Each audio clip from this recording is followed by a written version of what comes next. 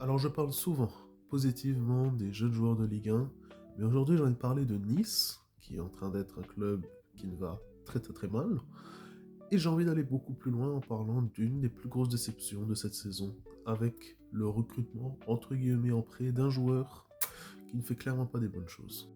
Mais avant toute chose, si vous avez parlé de jeunes joueurs de Ligue 1 ou si vous êtes fan du Racing Club de Strasbourg, c'est ici l'Into Scouting. N'hésitez surtout pas à mettre un petit like, un petit commentaire, éventuellement à mettre un petit follow, ça fait toujours plaisir en effet.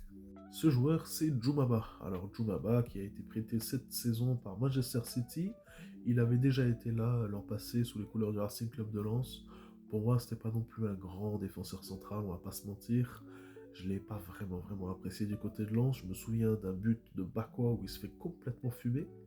Et c'est vrai que cette saison, avec Ennis, on n'a pas la sensation de voir un top défenseur central.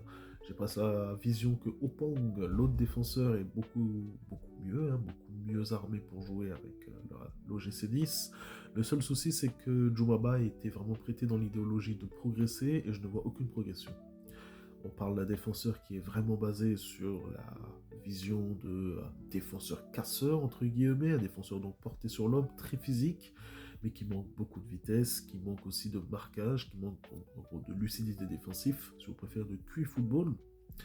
Et le souci, c'est que au bout d'un moment donné, certes, il y a un prêt, certes, il y a sûrement une clause pour le faire jouer, mais il faut se rendre compte quand même que Nice a des gros problèmes, surtout défensifs, et la venue de Yevan Diouf en gardien, entre guillemets, sauve les meubles.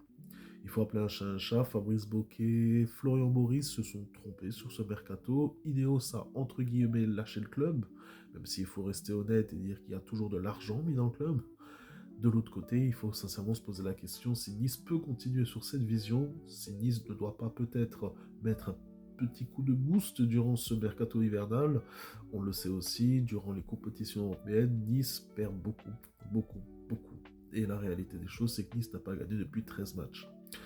D'ailleurs, demain, il y a un match entre Porto et Nice, et on espère ouvertement que les Niçois arriveront enfin à débloquer une belle victoire avec donc peut-être l'ami Djoumaba en tant que titulaire, même si à titre personnel je pense qu'on est ouvertement sur la fin de ce joueur en France.